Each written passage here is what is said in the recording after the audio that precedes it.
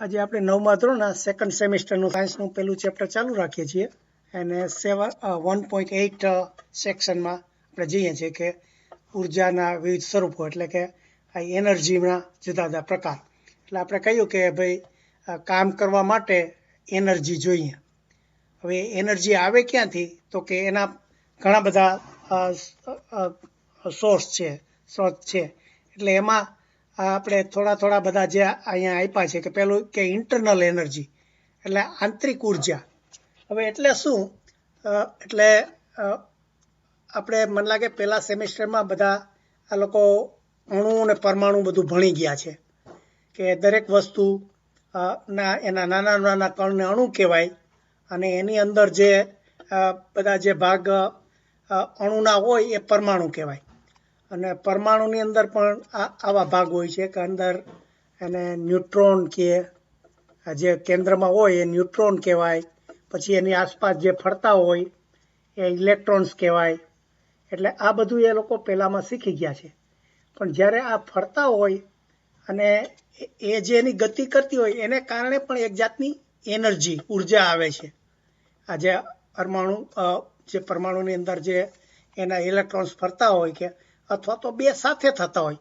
પછી એ લોકો આ પણ શીખાતા કે જો હાઇડ્રોજનનો એક અણુ હોય અને ઓક્સિજનનો એક અણુ હોય એ બંનેને તમે જો ભેગા કરો તો H2O પાણી થાય. એટલે આ જે બધી ક્રિયાઓ થતી હોય છે જે અણુ પરમાણુની એ એની અંદર સમાયેલી શક્તિનો કારણે હોય છે. એટલે જેમ કોલસામાં ગરમી હોય છે, આપણે કોલસાને બાળીએ એટલે એમાંથી વરાળ થાય ને વરાળમાંથી આ બધા યંત્રો ચાલે. એવી રીતે ન્યુક્લિયરનું પણ હોય છે. હવે ન્યુક્લિયરનું આપણે વિડીયો સરસ એક બતાવશું કે આ આઇન્સ્ટાઈનની જે થિયરી છે ને આપણે અહીંયા શીખાતા કે આપણે એનર્જી ઇક્વલ ટુ mgh. તો મને હમણાં જ ખબર પડી કારણ કે આપણે બધા બોયલા કરતા હોઈએ છીએ કે ન્યૂટને એમ કે એટલે આઇન્સ્ટાઈને E is equal to mc² શોધ્યું હતું. હવે E એટલે mc² એટલે શું મને અત્યાર સુધી ખબર નહોતી, પણ હવે ખબર પડી કે આજે આપણે અત્યારે જે અહીંયા mg, m એટલે એનું વજન, g એટલે ગ્રેવિટી અને h એટલે હાઇટનું જે સૂત્ર આપણે એની સ્થિતિને કારણે જે શોધ્યા હતા એવી રીતે આ ઇન્ટરનલનું છે. આજે આઇન્સ્ટાઈને શું કર્યું? રાઈટ. એટલે એમ એટલે એના ઇલેક્ટ્રોન્સ કે પ્રોટોન્સ હોય એનું વજન લ્યો અને સી એટલે એની ગતિ. એટલે સી શું છે? એનો વેગ છે. પણ એ વેગ એકદમ પ્રકાશની ઝડપે જતો હોય, એટલો બધો ઝડપથી હોય.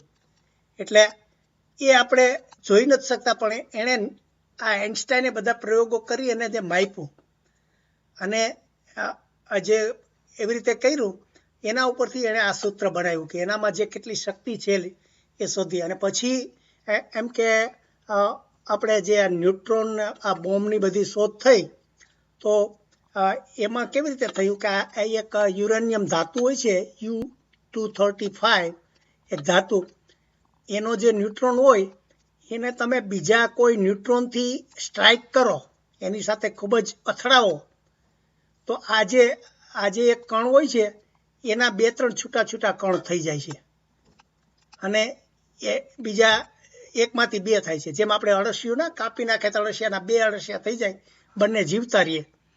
એવી રીતે આ જ્યારે યુરેનિયમને તમે આ છૂટું પાડો ત્યારે આ જે કણો થાય છે અને ત્યારે જે એનર્જી જે છૂટી પડે છે એ બહુ મોટી ભયંકર એનર્જી હોય છે. એટલે ખાલી આપણે જો ને કે એક ખાલી કણ હોય યુરેનિયમનો, એમાંથી આખા બર્મિંગહામને સિટીને તમારે મહિના દિવસ સુધી ચાલે એટલી પાવર ઉત્પન્ન કરી શકે. એટલે એ મોટી સૌથી વસ્તુ એણે શોધી. એટલે એ અહીંયા એણે ખાલી ઇન્ટરનલ એનર્જી એમ જ કીધું છે કે ભાઈ આ જે જુદી જુદી શક્તિઓ છે એમાંની એક આંતરિક ઉર્જા ઇન્ટરનલ. એટલે એના કે બંધારણને કારણે એના અંદર જે ગતિ થતી હોય કે ડોલન થતું હોય એટલે વાઇબ્રેશન થતા હોય એના અંદરના જે અણુ કે પરમાણુના ને એને કારણે એનામાં જે એકબીજા વચ્ચે આકર્ષણ થાય એટલે ખેંચાય કે પેલું થાય અને જે શક્તિ થાય છે એને ઇન્ટરનલ એનર્જી કહે છે. બસ એટલે આપણે એનો વિડીયો સરસ જોશું કે આ કેવી રીતે આ ન્યુક્લિયર પ્લાન્ટ કેવી રીતે કામ કરે છે. એટલે અત્યારે આપણે એટલું સમજી લઈએ કે આ ઇન્ટરનલ એનર્જી એટલે શું, આંતરિક ઉર્જા એટલે શું. પછી બીજો પ્રકાર છે એ ઉષ્મા એનર્જી. ઉષ્મા ઉર્જા એટલે ગરમીને કારણે, એટલે કે હીટ અને થર્મલ એનર્જી. એટલે આપણે જે કોલસા બાળી અને જે વીજળી ઉત્પન્ન કરે છે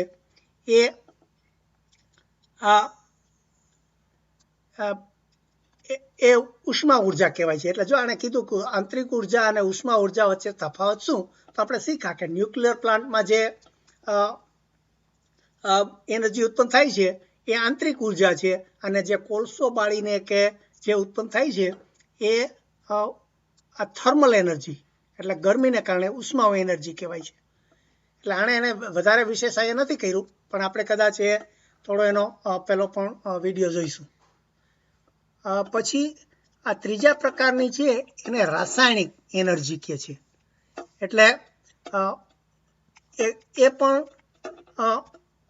આખું જુદું જ સાયન્સ છે કે તમે ગમે તે વસ્તુને ગરમ કરો અને જે રાઈટ એટલે કેમિકલ રિએક્શન, એટલે બે વસ્તુઓ ભેગી કરો બે, અને ત્યારે ઘણી વખત આ જે દારૂ ગોળો કે બનાવે છે, ફોડે છે, ગરમી ઉત્પન્ન થાય છે, અને એ જે રાસાયણિક ક્રિયાથી જે વિસ્ફોટ થાય છે એ એનર્જીને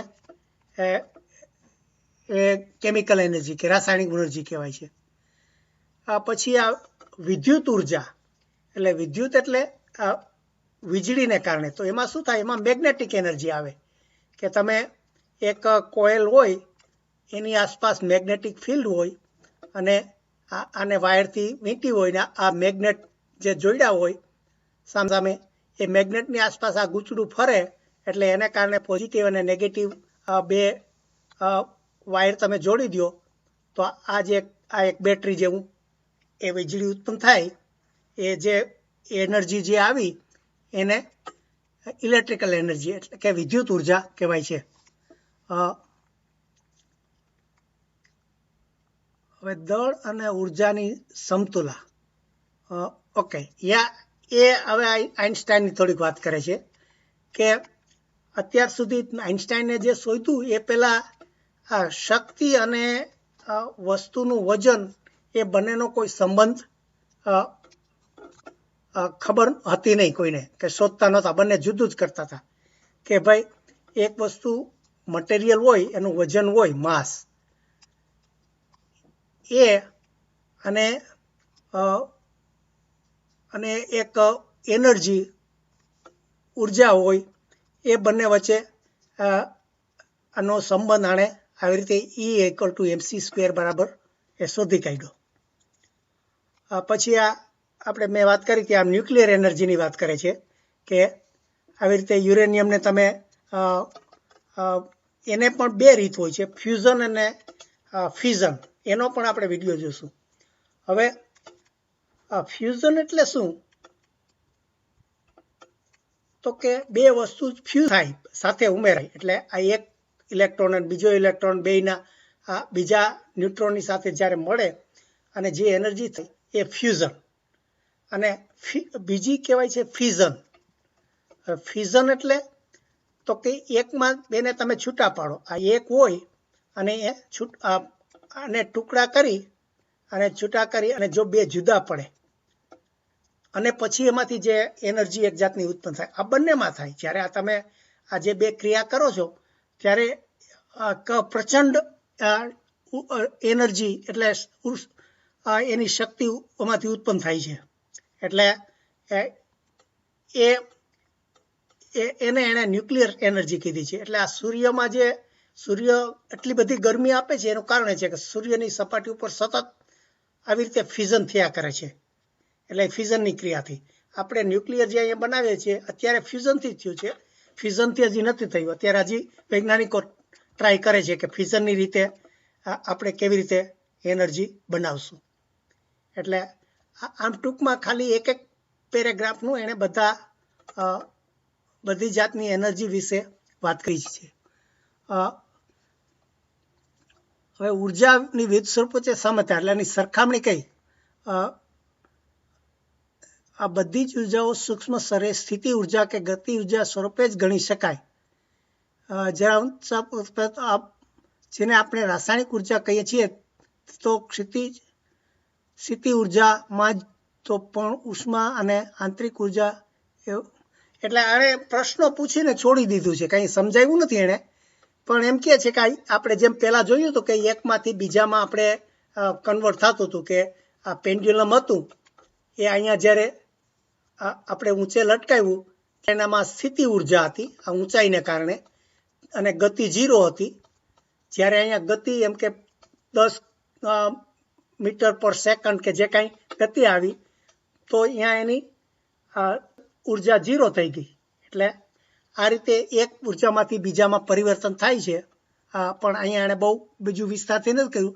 એવી રીતે કેમિકલ અને બીજી આ બધી જ શક્તિઓને એકબીજામાં ચેન્જ કરી શકાય છે. હવે ઉર્જાનું સંરક્ષણ એ કન્ઝર્વેશન ઓફ એનર્જી એનું મેં કાલે જરા વિસ્તારથી સમજાવ્યું હતું કે આપણે આમાં કુલ એનર્જી જે આ પેન્ડ્યુલમ છોડ્યું ત્યારે એનામાં કોઈ ફેર ના થયો. આપણે જે અહીંયા પોટેન્શિયલ એનર્જી હતી એટલે સ્થિતિ ઉર્જા હતી એને આપણે આ ગતિ ઉર્જામાં પરિવર્તન કર્યું પણ ટોટલ બંને સરખા રહ્યા. એટલે અહીંયા જે આ U1 હતું એ બરાબર અહીંયા આ 2 થઈ ગયું, આ K2 બરાબર. એટલે આ બે સરખી થાય, એમાં કોઈ વધારો ઘટાડો થાય નહીં. એટલે એનું આ થોડા સૂત્રો આપ્યા છે કે કે અને યુનો આ જો કે અને યુનો સરવાળો કરો તો યુના બરાબર 0 થાય. એટલે કે ચેન્જનો કે અને યુનો નહીં. એટલે આ કે ઘટી તો એ માઇનસ થાય અને યુ વધી તો એ પ્લસ થાય. એટલે એ પ્લસ માઇનસ બે તમે ભેગા કરો તો એ શૂન્ય થઈ જાય. એટલે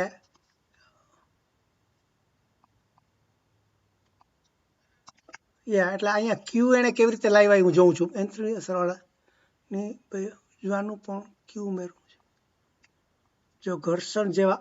ઓકે. એટલે ઘણી વખત આપણે એમ કે પથ્થરને કે પેલા ખસેડીએ તો એમ કે એ દૂર જેટલો આપણે ધક્કો માર્યો એટલો દૂર હોવો જોઈએ, પણ એ જે હિસ્સે આપણે કહીએ એટલો દૂર નહીં જાય કારણ કે એને આ સપાટી એમ કે લીસી છે કે ખરબચડી છે એના ઉપર એનું અંતર જશે. એટલે એ જે સપાટીને કારણે જે એનર્જી શક્તિ આપણે લોસ થઈ એને આપણે ક્યુ તરીકે એને લીધી. એટલે અહીંયા એનર્જી એની એક આ E1 હતી અને અહીંયા ગતિને કારણે E2 થઈ તો આ બે સરખી થવી જોઈએ પણ સરખી નહીં થાય. એટલા આ ઘર્ષણને કારણે લોસ થાય તો E1 બરાબર આ E2 પ્લસ ક્યુ કરવું જોઈએ એમ આ ઘર્ષણને કારણે જે આવીએ. એટલે આ રીતે એણે બહુ શોર્ટમાં બધા ઉર્જાના શક્તિના પ્રકારો કર્યા છે. આપણે હવે ધીરે ધીરે એના થોડા વિડીયો મારી પાસે છે એ જોઈ લઈએ. એટલે આને હું હમણાં બંધ કરું છું, પછી આપણે વિડીયો ચાલુ કરશું ને ત્યારે હું ફરી પાછું રેકોર્ડિંગ ચાલુ કરીશ.